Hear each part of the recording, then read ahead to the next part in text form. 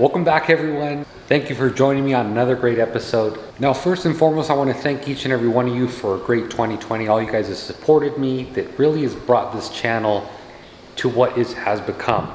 I honestly, when I first started with the JBJ, I would have never imagined we would have had so many subscribers, so many followers on Instagram, and I just want to thank you guys very much for a great 2020, and let's make 2021 that much better. Now, with that, you're probably watching this video on the 1st of January 2021. It was actually recorded the day before, so today is December 31st of 2020. But I want to take a moment and wish you all guys a great, happy, safe new year, and just really wishing you guys the best for a 2021. Just really, let's make the best of it. Let's really take our reef tanks to the next level, and let's just go on a great journey. Make mistakes, learn a lot, but all in all, just have tons of fun. Without any further ado, guys, we have a lot to cover in this week. First and foremost, I'm going to show you guys how we mount the last two lights that were left to be mounted on this tank. We finally get the lights up and running. As you guys that saw last week's video, we're done with the cycle. Some of you guys even were able to see some coral in there, but we're not going to be covering those today. Good news is the quarantine fish are going to be done from quarantine on Tuesday. So I'll probably have a little bit of a waiting period where I look at them, lower the copper, make sure everything's right, and then we get to add them into the tank. Alongside that, I also want to show you guys how I install the MP40s on the tank, because if you really take a close look, you honestly don't see any wire. A lot of people were mentioning that by me having a clear background, they're like, you're not going to be able to hide the wires. Look at that. You see absolutely no wires. The only wire you may see is on the top on the water line, but it's very difficult to see. Down behind the back, you really can't see anything. Before I do get started installing the XR30 G5 Pros, I want to briefly talk about, if you guys remember on the initial video I talked about getting the lights, I originally went with the blues. A few weeks passed and I did a little bit of thinking, I did a little bit more researching, and I decided to switch them out for the Pros. Now, a lot of people have been asking me, why have you switched them out for the Pros? What's wrong with the blues? Well, there's nothing wrong with the blues. But you got to realize, someone like me that makes as many videos as I do, is always taking pictures for Instagram and such, it gets pretty annoying to always have to add more white to the light anytime I do want to take a picture. The great thing about these Pros is I can take a picture or do a video even with my regular schedule, and I don't have an issue with the blues being too overpowering. Another big reason I decided to go with the Pros is, believe it or not, the Pros essentially are the same exact LED colors that we've learned to love from Radion. So from pretty much all the previous generations, they've added, one, two more lights as far as the colors, but the Pro is by far the closest to the previous generations. On the blue version, they went a little bit different, adding a few other colors, cayenne, lime, and I forget the exact other colors. But I also said to myself, wait, if we've all had great success and proven success with these colors, why not just stick to that? Now, this is not saying that the blues are horrible, if they're not going to work.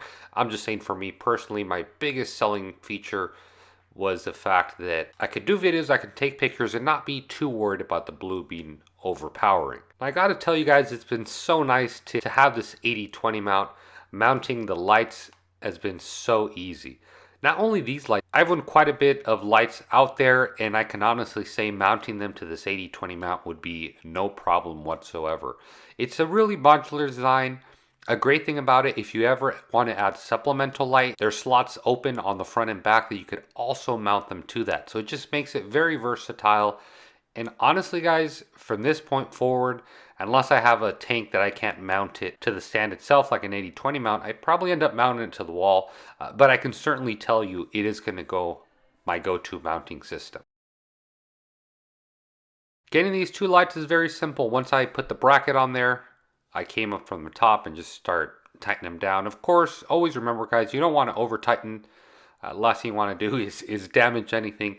So nice and snug, and you should be good with that. I don't know about you guys, but the look that this 80/20 mount brings really, at least to me personally, screams clean. It's very sleek, very nice design. One of the main reasons I decided to go with this, as I've talked about before, is With me having a clear back, I didn't want to have the RMS mounts be seen. You know, I just wanted the cleanest look, and I felt the 80/20 really was able to deliver that. And honestly, once I have it all together, you can certainly see that it really paid off. If ever I do want to adjust the lighting, such as bring the pattern in more or scoot them out a little bit more, given I don't have much more space on this one, I could order another beam and certainly have that extra length if I do want to. So here's them all hooked up, already running. All I got to do now, route the wires, but like I said, that's very easy to do.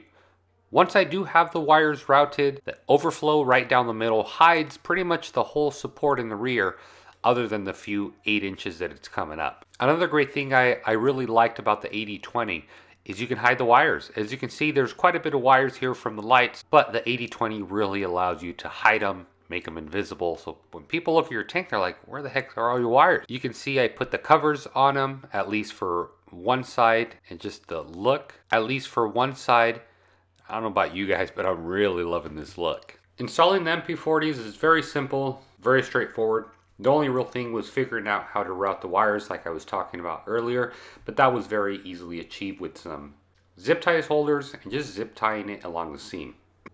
When you are installing it, it's important you locate the spacers within the box. There's a total of 3 spacers. One of them is just a generic spacer. The other 2 smaller glass thicknesses. And it's very important you pay attention to this, guys, because not doing this, I'm not sure if it would damage it, but it surely probably wouldn't operate correctly. I mean, there's a reason they're provided. All you got to do is just know your glass thickness, locate the right spacer, install that spacer, obviously clean the back end of the dry side with some alcohol, and it should be very straightforward. When it comes to placing your MP40s in the tank, a lot of people ask me, how do you know exactly where to place them? And I'll be honest with you, I don't. I have a general idea because you really don't know how, if in my case, if you have 2 pumps, how the flow is going to react. Then you have to add a third factor, which is the return. So all 3 of those are creating different turbulences in the tank, not to mention coral placement. Corals will shield and divert and move flow. So this is something you're only going to know over time. Here for this tank, I just kind of ran them down the middle as far as front to back, and then set them a little bit on the higher side so they're obviously not hitting the rock and passing above the rock. But like I said, in the future, I may decide to move it depending on how the corals are, how they're placed, and how they're reacting to the flow. Once I do have it mounted, I guide the wires, and all I can say is it's looking pretty nice. That's going to conclude this week's episode. I really hope you guys enjoyed it. More importantly, you had fun joining me on putting the lights on, putting the MP40s on this tank, and really just get it ready to take it to the next level. So if you guys enjoyed this video, be sure to give me a like, thumbs up. It actually really helps me. So guys, I thank each and every one of you very much for joining me in this episode. You guys already know if you have any questions, comments, or concerns, please put them down in the comment box below. I thank each and every one of you very much for watching. As always, happy reefing.